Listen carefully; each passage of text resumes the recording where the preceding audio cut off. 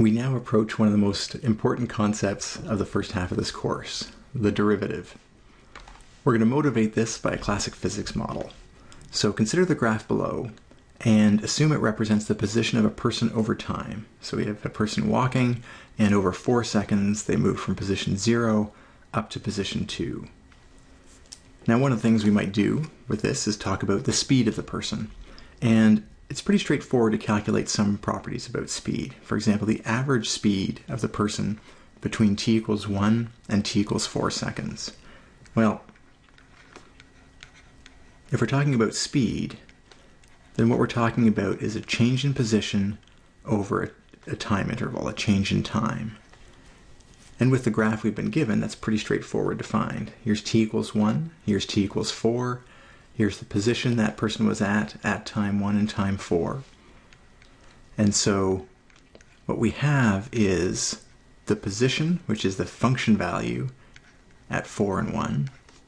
And we're going to divide that by the time it took to traverse that distance, 4 and 1, upper minus lower. And we notice the function values are, let's put units in here, 2 meters minus 1 meter, 4 seconds minus 1 second. We have 1 meter over 3 seconds, or 1/3 of a meter per second. So the average speed, we have to be pretty precise here, over t equals 1 to 4 is 1/3 of a meter per second. Okay, so that calculation is fairly straightforward, and we can rely on the pieces on the graph to calculate the value. One other question we might ask is, how can we visualize that idea of the average speed by using the points that we had? So we used this point on the graph here, this point on the graph here, and somehow we did a ratio, change in position over change in time. And I hope that that ratio, if you look at where those are, change in position is the vertical, change in time is in the bottom on the x-axis, often termed the rise over the run. If we connect these 2 points with a straight line, we have calculated the ratio of the rise over the run, and so the slope of this line is equal to 1/3. So we can tell it goes up by 1 unit, and it took 3 units on the x-axis or the time axis to achieve that rise. So average speed can be represented as the slope of a line on this graph. So we've got position graph, and slopes of the lines are going to be speeds or velocities. Now what if we wanted to talk about the instantaneous speed?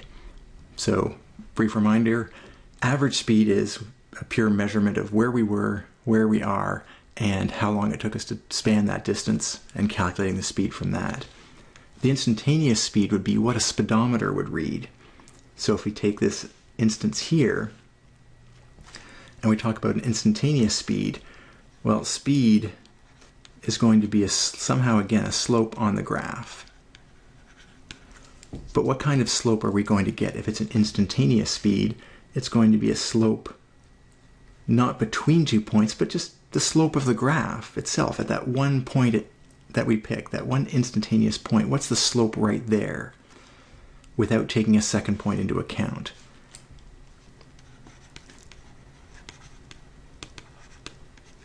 And we're going to see that that idea can be a little elusive. Fortunately, we'll have a way to deal with it, but you should already feel that's a little different question than just picking 2 points and connecting them with a straight line and finding the slope. Here, we're inferring something about the graph that has some wiggle room to it at first glance. Okay, how would we go about computing this? So we had the idea, how would we go about computing it? Well, we would find the change in position over the change in time, and that would be, say, f of, oh, here's our problem. If we wanted to do this at t equals 1, what would we want to do? Well, we'd want to plug in 1 and 1 Before we had 4 and 4 here, but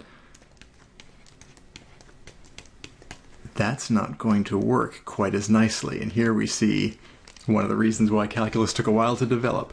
The idea of saying the instantaneous velocity can be done like an average velocity, as plugging in 2 points, doesn't work when the points are the same. I can't do 0 over 0 and get a value back out. So the average value, average speed calculation, requires 2 different points.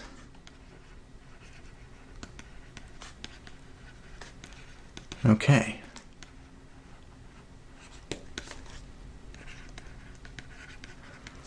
So if we can't compute this value here straight up, we're still left with a bit of an issue though, because it makes sense that there should be an instantaneous speed. We know that if we look at a speedometer, it gives us a value at a particular instant. And in the graphical perspective, we know that just looking at this graph, there's a slope here. There is a slope of the graph at that point. Our challenge now is simply to come up with a reasonable way to compute that value that somehow gets around our 0 divided by 0 problem with the average speed calculation. Now, fortunately, we know exactly what to do with that now. We've seen limits used, and that limit process is going to give us the way around it. The average speed is perfectly well defined everywhere except at 0, and we know at 0 it should have a value, so why don't we sneak up on that using limits? All right, so let's draw ourselves some points here. Got our curve. What we can do is talk about 2 separate points. Let's call it 1, and we'll have a time interval here of delta t, so this would be 1 plus delta t. If we talked about taking our function value at the right point and the position at 1, so we have a rise. Here's our rise. And then we divide that by the time interval, delta t, or if you like, we could expand it as 1 plus delta t minus 1. That's going to give us that time interval there, the 1's cancel. And then we say, well, what happens if we push this point here back and back and back, and we get a slope that's on a much smaller time interval, and then a smaller time interval, and so on? Well, what limit is that? It's the limit of these speed ratios, position over time, with the limit delta t approaching 0. So we want to take smaller and smaller time intervals. We're still taking an average speed, but over smaller and smaller time intervals.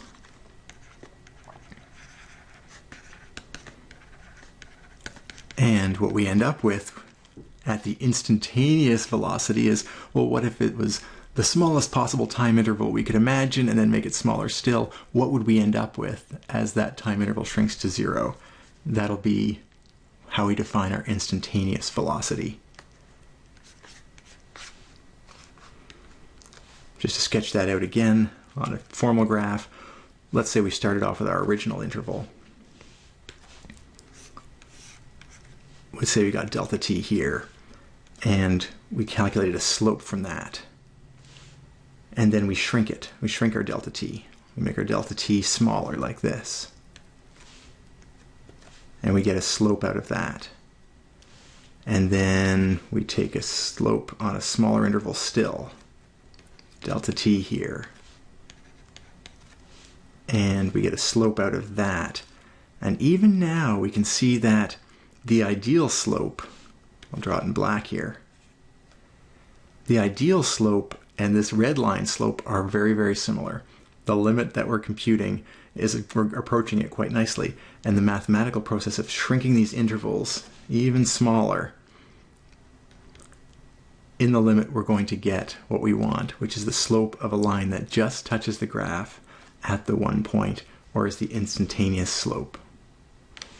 So these delta t's go to 0, and the slopes of the average speed lines, the slopes are equal to the average speed lines, approach the instantaneous velocity, or the instantaneous speed. We just have one direction here. And that's our glimpse into the idea of limits being applied to derivatives. We haven't mentioned derivatives yet, but this idea of going from position to velocity, position to speed, is exactly what we're going to call the derivative shortly.